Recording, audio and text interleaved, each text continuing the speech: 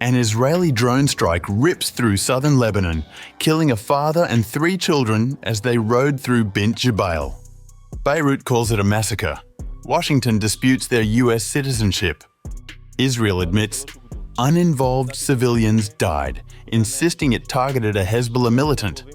Now, amid UN outrage and fresh talk of peace with Syria, Lebanon bleeds and the Northern Front teeters on a wider war.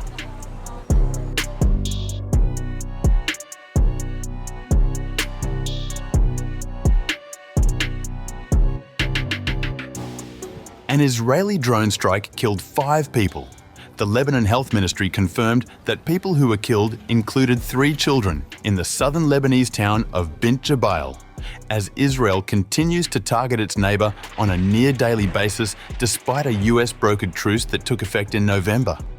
The state-run national news agency reported on September 21st that the strike targeted a motorcycle and a vehicle and wounded 2 other people. Lebanon's Speaker of Parliament, Nabih Berri, said that the 3 children, named Salim, Hadi and Asil, and their father, were United States citizens. The mother of the children was injured in the attack. The blood of these Lebanese, including those who hold American citizenship, is a matter for those who are meeting in Nakura and for the global demonstration that has begun to converge on the United Nations. Is it Lebanese childhood that poses an existential threat to the Israeli entity? Or is it the behavior of this entity, killing without restraint or accountability, that constitutes a threat to international peace and security? Their American citizenship, however, was called into question by a US State Department spokesperson. Talking to Reuters, he said, "While the situation is fluid so far, indications are that the 5 killed were not US citizens. In fact, one had an unused immigrant visa petition in the past." The Israeli military, meanwhile, said it was targeting a Hezbollah terrorist who operated from within a civilian population. The IDF acknowledged several uninvolved civilians were killed and said the incident was being reviewed. The military in its official statement said, "The IDF regrets any harm to uninvolved individuals and operates to minimize harm as much as possible. The incident is under review.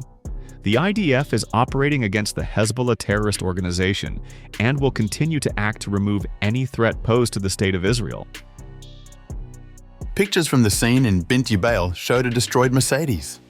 Lebanese President Joseph Aoun, who earlier landed in New York ahead of the United Nations General Assembly, denounced the attack, calling it a massacre. Israel is persisting in its continuous violations of international resolutions, foremost among them the ceasefire agreement.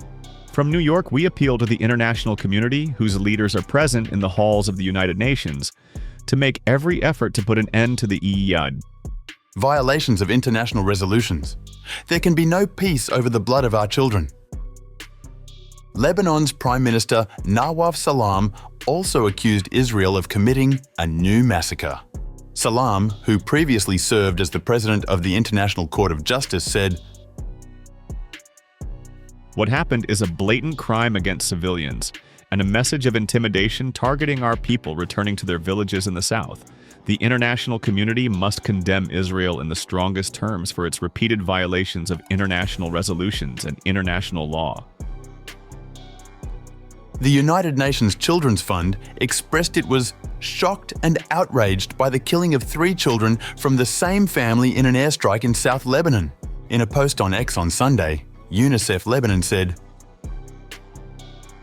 UNICEF is deeply shocked and outraged by the killing of 3 children from the same family in an airstrike in South Lebanon. Attacks on children are unconscionable. No child should ever pay the price of conflict with their life. Hostilities must cease immediately to ensure the protection of every child. The US and Saudi Arabia, along with Hezbollah's opponents in Lebanon, have been pressuring the Shia Muslim group to give up arms.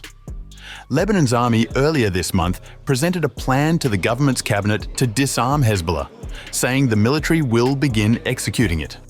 Hezbollah is adamant it will hold on to its weapons and insists it would be a mistake to disarm, while Israel continues to strike Lebanon and occupy swaths of territory in the south.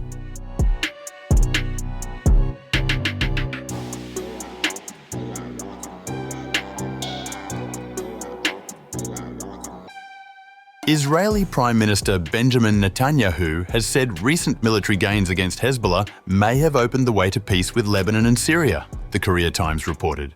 Speaking at a cabinet meeting on September 21st, Netanyahu declared, Our victories in Lebanon against Hezbollah have opened a window to a possibility that was not even imagined before the recent operations and our action, and that is the possibility of peace with our neighbors to the north. We are holding talks with the Syrians. There is some progress, but still a vision for the future. In any case, these discussions, as well as the talks with Lebanon, would not have been possible without our overwhelming victories on the northern front and on other fronts as well. We continue with strong momentum in the campaign to finally defeat Hamas and return all our hostages. We are strengthening our heroic soldiers, without whose sacrifice, determination, and devotion to the mission, we would not have achieved the great achievements we have achieved. The discussions were reportedly aimed at establishing new arrangements to replace the 1974 disengagement agreement between the two countries. Israel and Syria have technically been at war since 1948, but talks that began after Bashar al-Assad's ouster in 2024 are edging toward a possible peace deal by late 2025. Israeli forces remain actively striking Hezbollah in Lebanon despite a ceasefire and holding positions inside Syria's UN-patrolled buffer zone. Damascus, now led by President Ahmed al-Sharaa, is negotiating for an Israeli pullback while Israel demands a demilitarized zone in the south.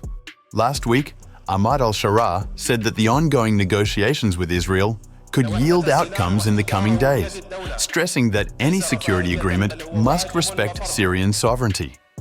US mediators are pushing both sides to formalize an end to hostilities and urging Lebanon to rein in Hezbollah.